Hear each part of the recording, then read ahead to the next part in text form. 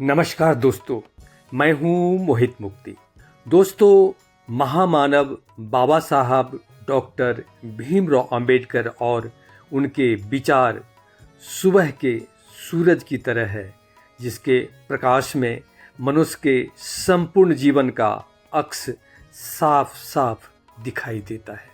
उनके विचारों ने भारत के आर्थिक, सामाजिक, राजनीतिक, कानूनी और सांस्कृतिक क्षेत्रों को गहराई से प्रभावित किया है। डॉक्टर अंबेडकर आधुनिक विश्व के महान शख्सियतों में से एक हैं, जिनके बहुआयामी व्यक्तित्व, अद्भुत प्रतिभा और दूरदर्शिता को ज्ञान और प्रेरणा का बेमिसाल प्रतीक माना जाता है। संघर्ष, साहस, निर्भयता और दृढ़ता से भरा उनका जीवन हर किसी के लिए अनुकरणीय है। आज के संदर्भ में उनका व्यक्तित्व सबसे अधिक चमकदार, चर्चित और निर्विवादित दिखाई देता है।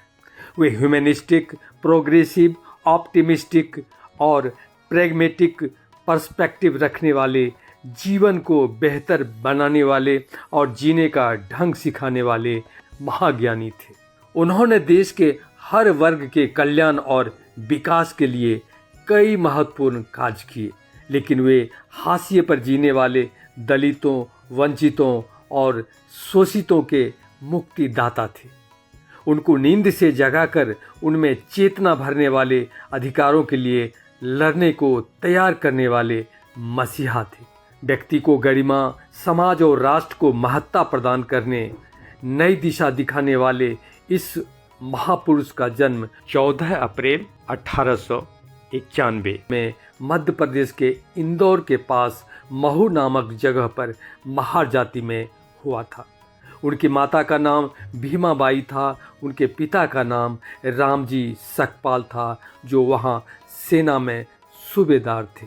डॉक्टर अंबेडकर ने हाई स्कूल तक की पढ़ाई सातारा में की। पढ़ाई के दौरान उन्हें स्कूल में घोर अपमान, उपेक्षा और भयानक मानसिक पीड़ा से गुजरना पड़ा। स्कूल के शिक्षकों की संकीर्ण, अंधवादी और रुग्ण मानसिकता ने उन्हें यह एहसास करा दिया था कि उनको अन्य छात्र छात्राओं की तरह अधिकार, स्वतंत्रता और सहजता प्राप्त नहीं है।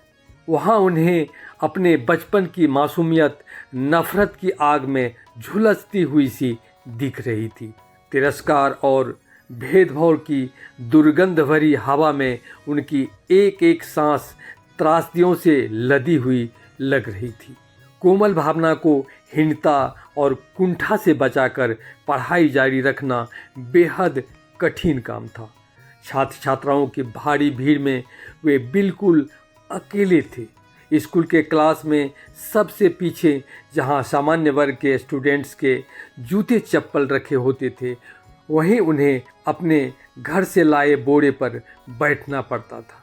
अलग थलग सबसे पीछे बैठने होने के कारण वे न तो शिक्षकों की बातों को ठीक से सुन पाते थे और न ब्लैक बोर्ड पर लिखी बातों को पढ़ पाते थे।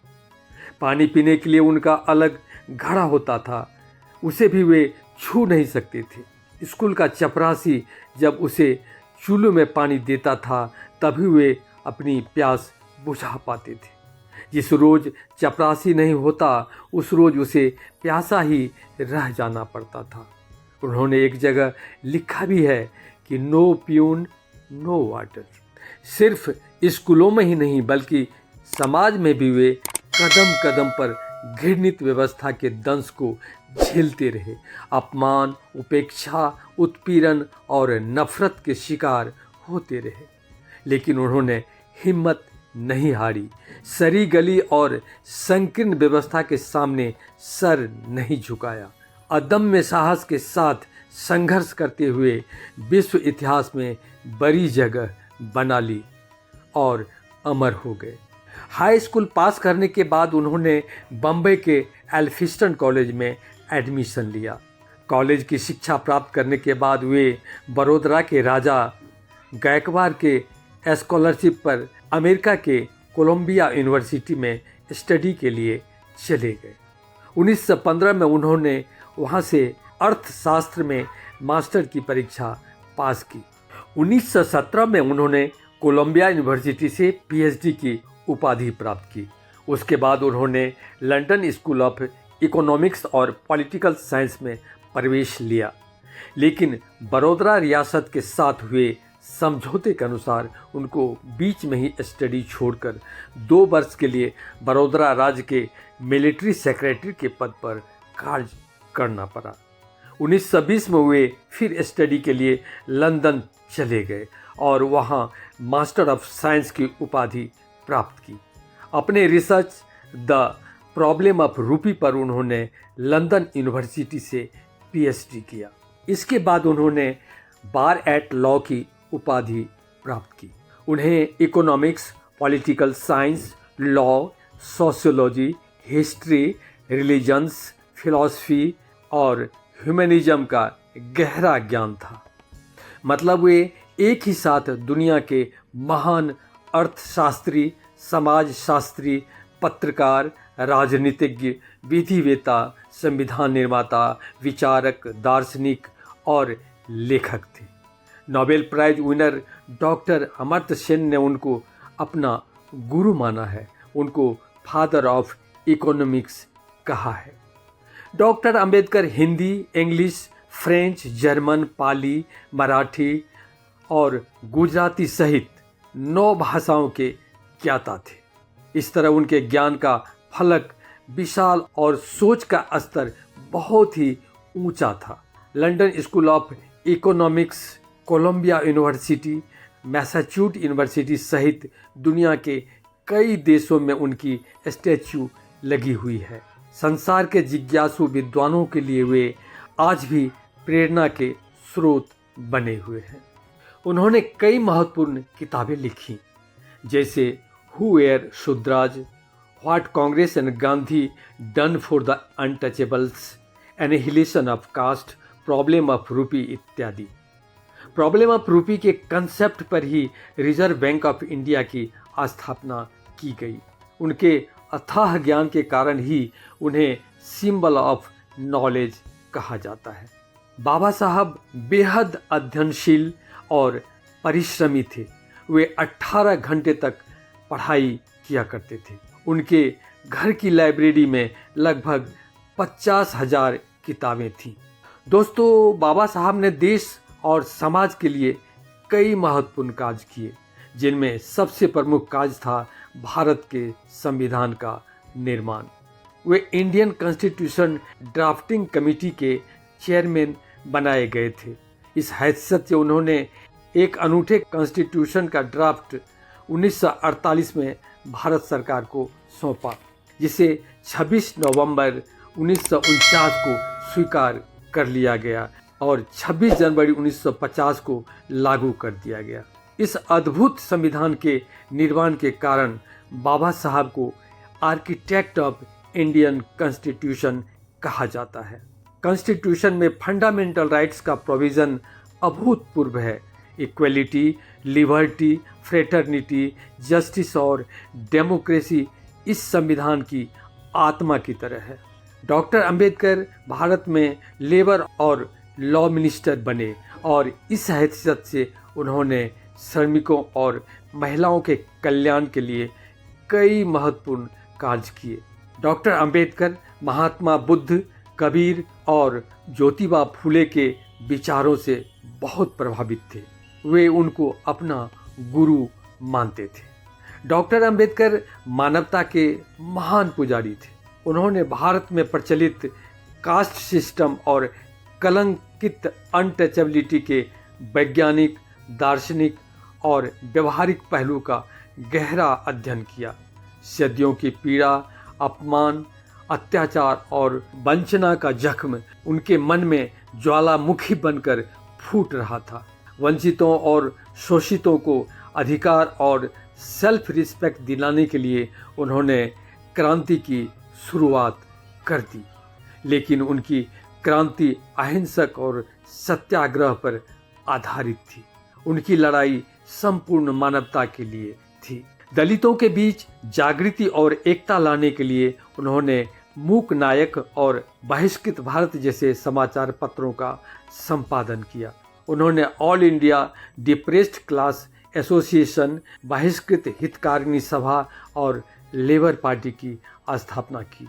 वे जाति व्यवस्था और अनटचेबिलिटी को भारतीय समाज के शरीर पर सबसे बड़ा कलंक और गहरा घाव मानते थे, जो बजबजाते दिमाग की जहरीली उपज है। उन्होंने इस व्यवस्था को जोरदार आवाज़ में अमानवीय, अन्यायपूर्ण, अवैज्ञानिक, अतार्किक, अव्यवहारिक और गरिमाहीन बताया। व्यक्ति की कार्यकुशलता, समानता, भाईचारा के लिए खतरनाक समझा। उन्होंने कहा कि जाति व्यवस्था एक भयानक बीमारी है जो पूरे हिंदू समाज को अंदर से खोखला कर रही है, लेकिन इस बीमारी से ग्रसित शिखर पर बैठे लोग इसे बीमारी नहीं वरदान मानते चले आ रहे हैं। अब तक कोई भी सामाजिक कुव्यवस्था ने भारतीय समाज को इतना नुकसान नहीं पहुंचाया है जितना कि इस घृणित जातीय व्यवस्था ने पहुंचाया है, क्योंकि यह व्यवस्था जितनी विषैली है उतनी ही क्रूरता, कुटिलता, मूढ़ता और अमानवीयता से भरी हुई है। इसमें कोएग्जिस्टेंस और सिम्बायोटिक लाइफ को इनइक्वलिटी के बेसिस पर इंटरप्रेट किया जाता है, जो बिल्कुल प्रिजुडिस और कन्फर्मेशन बाइस पर आधारित है। यह जाति व्यवस्था एक 4 मंजिले घर की तरह है, जिसमें नीचे से ऊपर और ऊपर से नीचे आने जाने की कोई सीढ़ी नहीं है। ऊपरी मंजिल में रहने वालों में बड़े होने का अहंकार, झूठा दंभ और सामंती तत्व पनपता है, तो वहीं निचली मंजिल के लोगों में हीनता, निराशा, अविश्वास और आक्रोश का भाव बढ़ता है। तथाकथित ऊंची जाति के लोग जाति व्यवस्था को जटिल बनाने के लिए षड्यंत्र रचने, नफरत फैलाने, लोगों को भरमाने, भटकाने और नीचा दिखाने में जितना दिमाग, ऊर्जा और समय खपाते हैं, उतना समय अगर साइंटिफिक टेम्परामेंट और रैशनैलिटी के द्वारा कोढ़ जैसी जाति व्यवस्था को मिटाने, समाज में सद्भाव और समानता लाने में लगाते, तो तरक्की के मामले में यह देश कहां से कहां पहुंच जाता। जाति व्यवस्था सदियों से मानव कल्याण के बदले अधिकांश लोगों के शोषण, दमन और उत्पीड़न का हथियार बनी हुई है, और यह हथियार कुछ ही लोगों के हाथों में है। जातीय संकीर्णता और सड़ी हुई मानसिकता वाले लोग एक वर्ग के लोगों का मूल्यांकन उनकी योग्यता, क्षमता, नैतिकता और मानवीय गुणों के आधार पर नहीं करके उनके जन्म के आधार पर करते हैं। ऐसी सोच वाले लोगों से मानवता, नैतिकता, निष्पक्षता और न्याय की कल्पना भी नहीं की जा सकती। सच तो ये है कि जातीय मानसिकता, रुग्णता और आत्ममुग्धता से ग्रसित व्यक्ति निरीह वंचितों पर अत्याचार करके सैडिस्टिक प्लेजर प्राप्त करता है। इस व्यवस्था के पृष्ठपोषक और समर्थक मूर्ख हो या विद्वान, वे जरा भी तर्क नहीं करते हैं, वैज्ञानिक दृष्टि से तथ्यों को नहीं देखते और निष्पक्ष मन से कभी नहीं सोचते, विरोधाभास और दोहरी मानसिकता बनाए रखते हैं, वास्तविकता को स्वीकार करने के लिए तैयार नहीं होते, कभी बेशर्मी तो कभी थेथरई पर उतर आते हैं। डॉक्टर अंबेडकर समाज में व्याप्त अंधविश्वास, जड़ता, झूठी मान्यता, ओछापन, उलझी हुई मानसिकता और तर्कहीनता से हैरान रहते थे।